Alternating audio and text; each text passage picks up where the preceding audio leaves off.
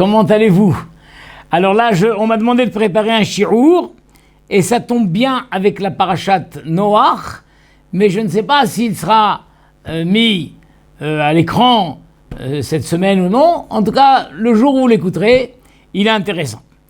Alors, bon, on m'a demandé de vous parler du phénix. Alors c'est un peu vexant parce que moi je suis tunisien, j'aurais voulu qu'on me demande de parler de la bourra. Alors j'ai dit, mais phénix, moi, je ne vois pas, moi, l'anisette, je suis pas algérien. On m'a dit, mais non, on t'a pas parlé de l'anisette, on te parle de l'oiseau. Qu'est-ce que c'est que cet oiseau phénix? Alors je suis allé voir dans le Wikipédia, et effectivement, un oiseau merveilleux, un oiseau légendaire, qui ne meurt jamais, etc., etc., etc. J'ai dit, mais quel rapport avec nous? Tout d'un coup, je me suis rappelé, mais enfin, cet oiseau qui fait partie, soi-disant, de la mythologie grecque ou persane ou égyptienne et tout, mais tout ça, c'est emprunté chez nous.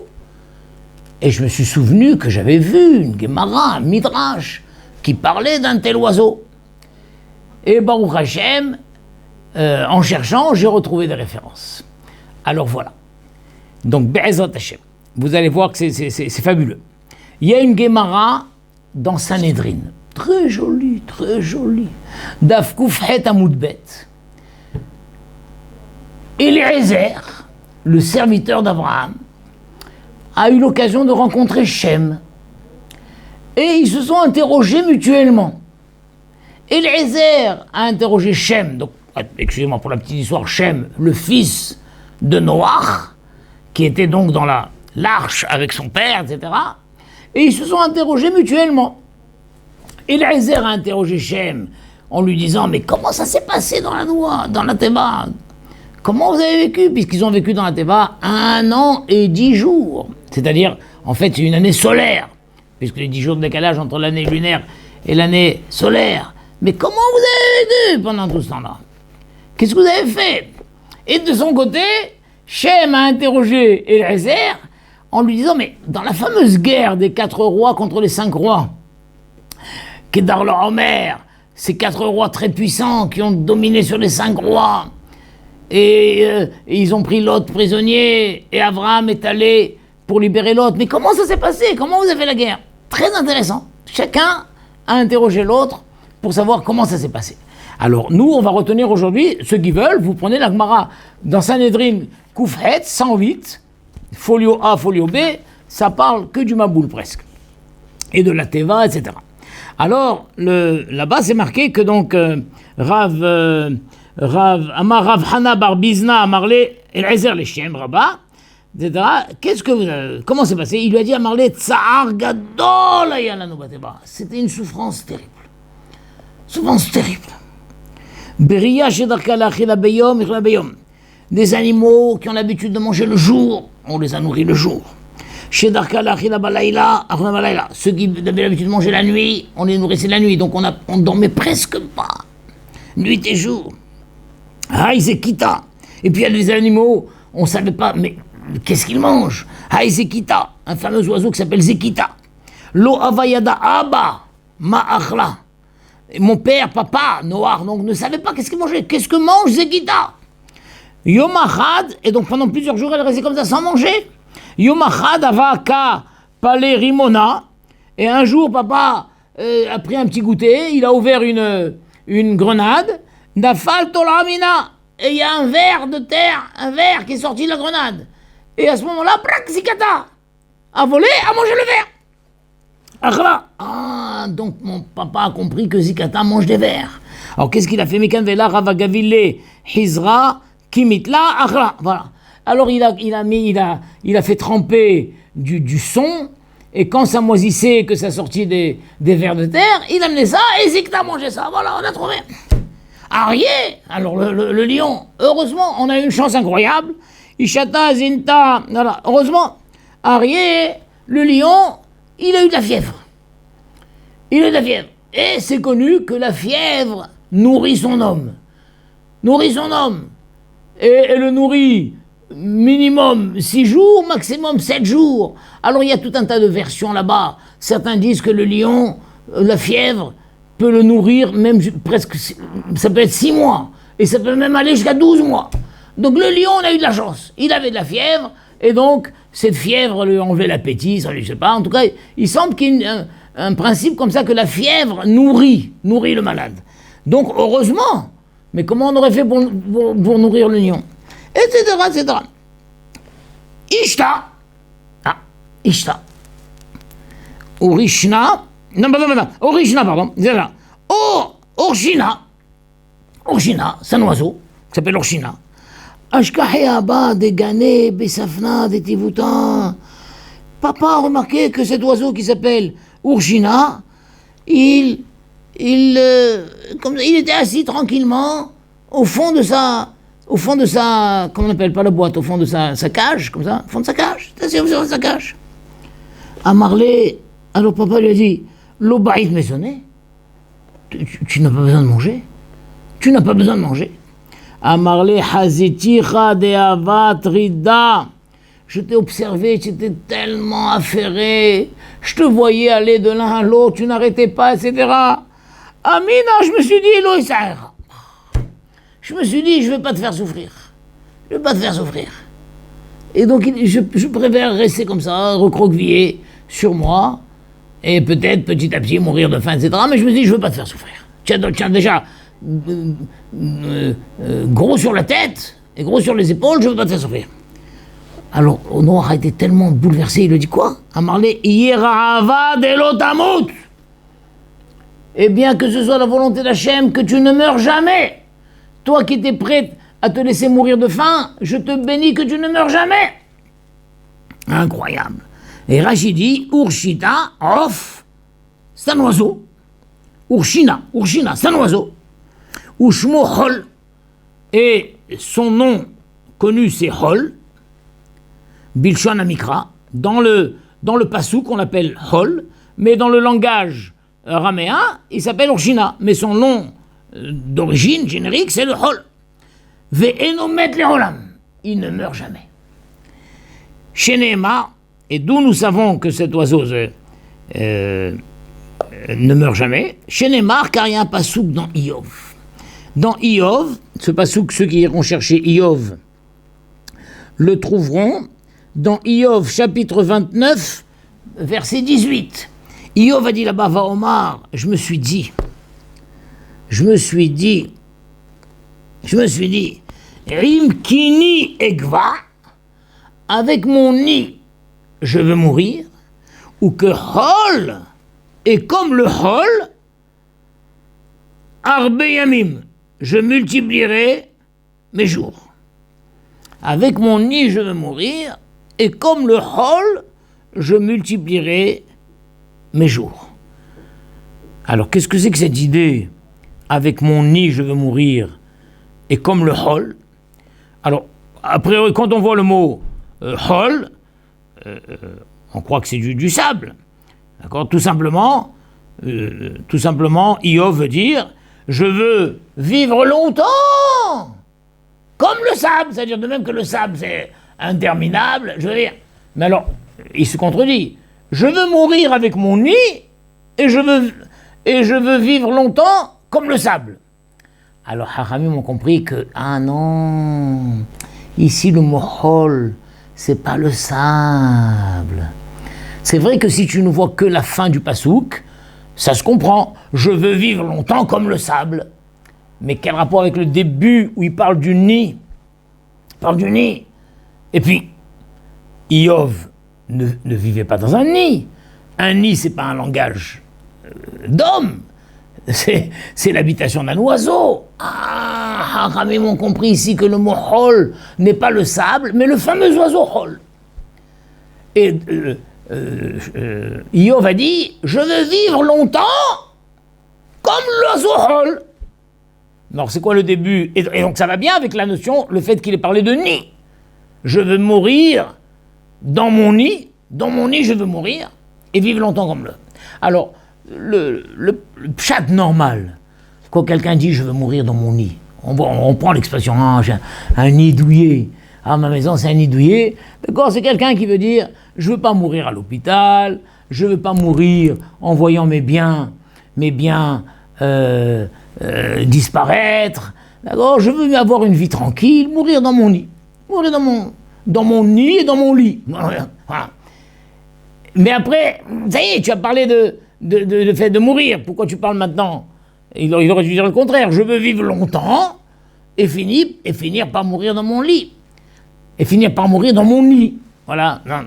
Mais alors là, Haramim ont compris. Ça fait allusion à ce fameux oiseau de Hol. Et ce oiseau de Hol dont on dit qu'il ne meurt jamais, en vrai, il meurt. Il meurt. Il meurt dans son nid.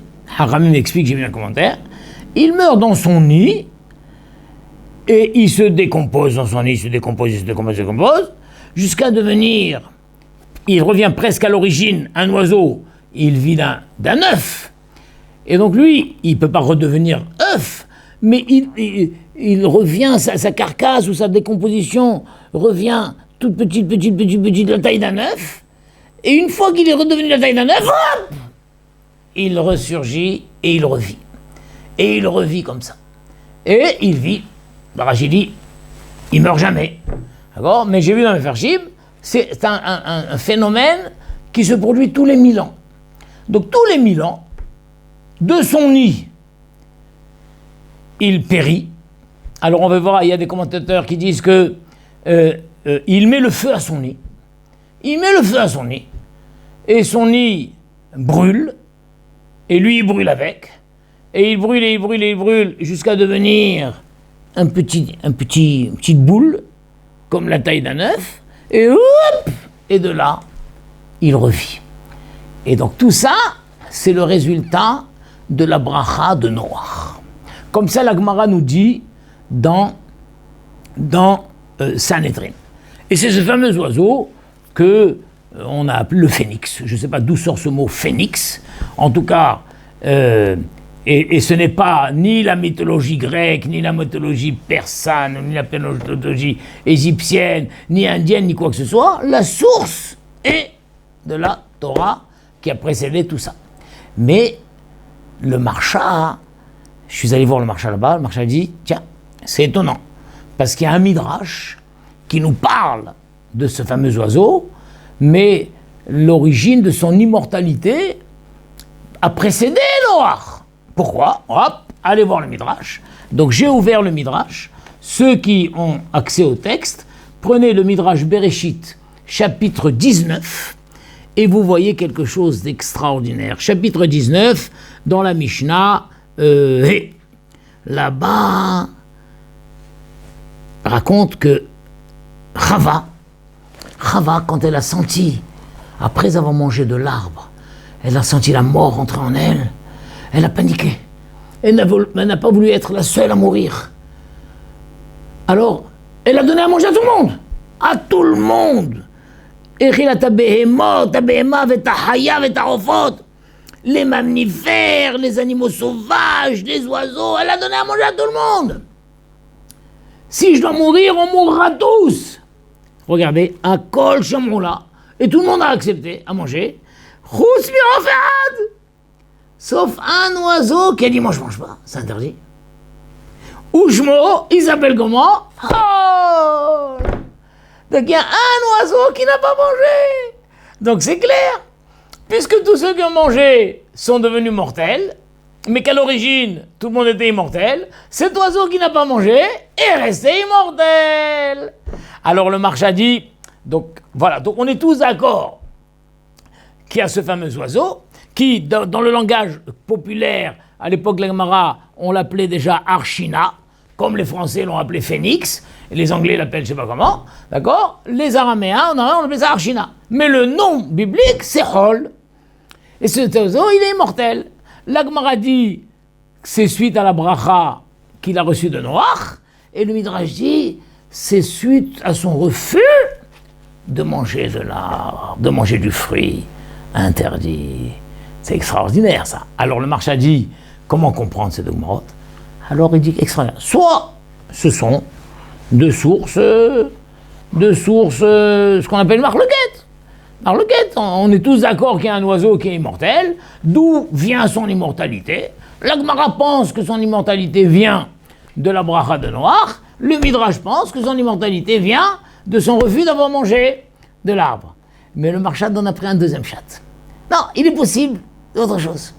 Son immortalité naturelle vient du fait d'avoir refusé de manger le fruit.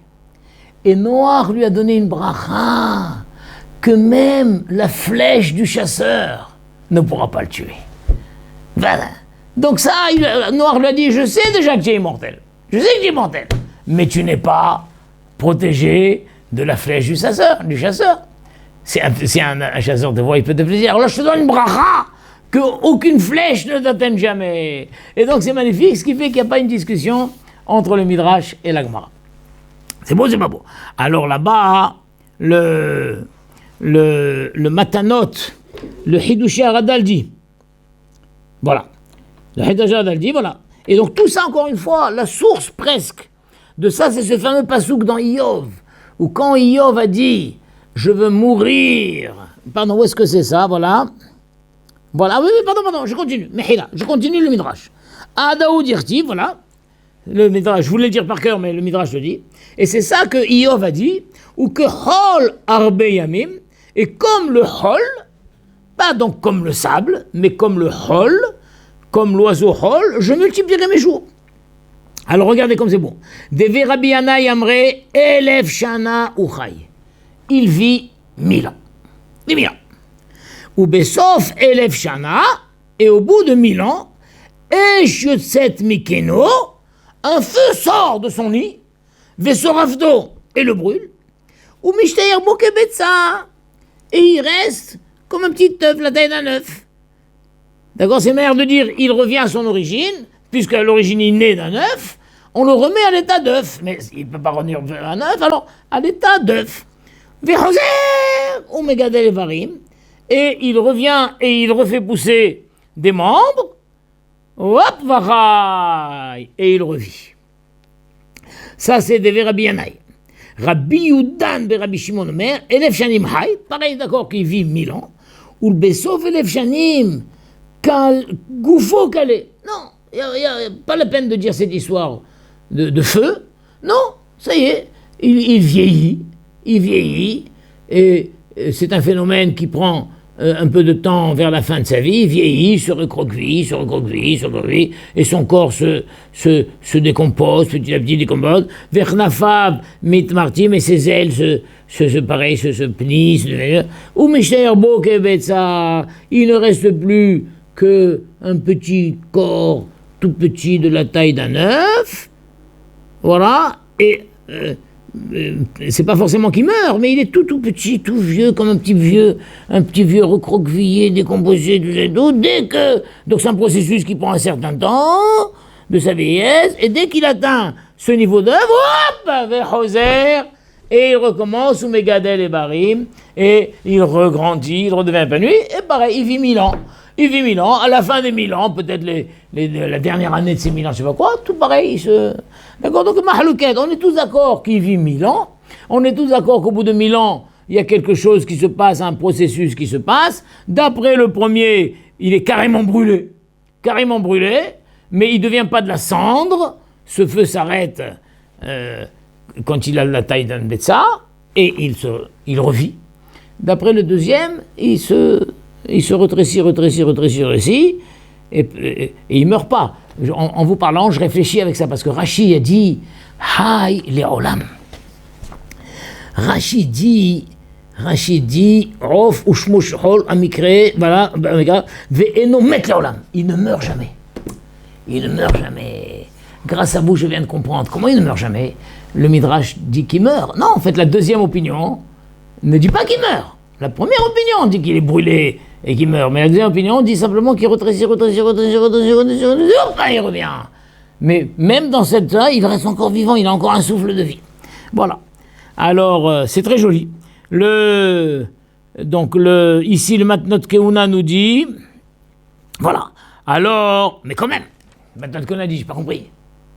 Pourquoi il doit passer par ce processus? Il n'a pas mangé.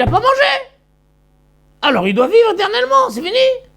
Sans passer par ce processus de reconstitution. Grande question, n'est-ce pas? Et il dit une chose incroyable. Oui, mais vu que Adam Arishon a mangé, et Adam Arishon, c'est la couronne de la création. Adam et Chava ont mangé. Eux sont devenus mortels. Il n'est pas possible que qui que ce soit dans la création reste immortel, alors que le maître est devenu mortel. Alors, tu mérites d'être immortel, mais tu dois quand même connaître un processus de mort, entre guillemets, duquel tu revivras. Extraordinaire. L'homme, c'est l'essentiel de la créature. L'essentiel. Afin que la force du serviteur ne soit pas plus forte que la force du maître. C'est joli ça. Voilà. Maintenant, pourquoi 1000 ans? Pourquoi 1000 ans? Alors il dit, bon, c'est une chose qu'on ne comprend pas vraiment, mais parce que Hachem lui a dit, le jour, Hachem lui avait dit à Adam, le jour où tu mangeras, tu mourras. Et on voit qu'il a quand même vécu 1000 ans. 1000 ans, entre guillemets, puisqu'il devait vivre 1000 ans, vous connaissez l'histoire, et quand il a vu que David Améler devait mourir à sa naissance, il lui a offert 70 ans de vie. Et donc, Adam Arishon n'a vécu que 930 ans. Mais normalement, il devait vivre 1000 ans. Alors, c'est quoi cette histoire? Hachem avait dit, le jour où tu manges, tu meurs. Oui, mais on dit c'est le jour d'Hachem. Et le jour d'Hachem, ça vaut 1000 ans. Le jour d'Hachem, ça vaut 1000 ans. C'est pour ça que cet oiseau vit 1000 ans. Il vit 1000 ans, il vit le jour d'Hachem, un jour d'Hachem qui vaut 1000 ans, et après il est obligé en quelque sorte un peu de mourir, pour pas échapper au décret général qui a touché l'homme, mais après il revit.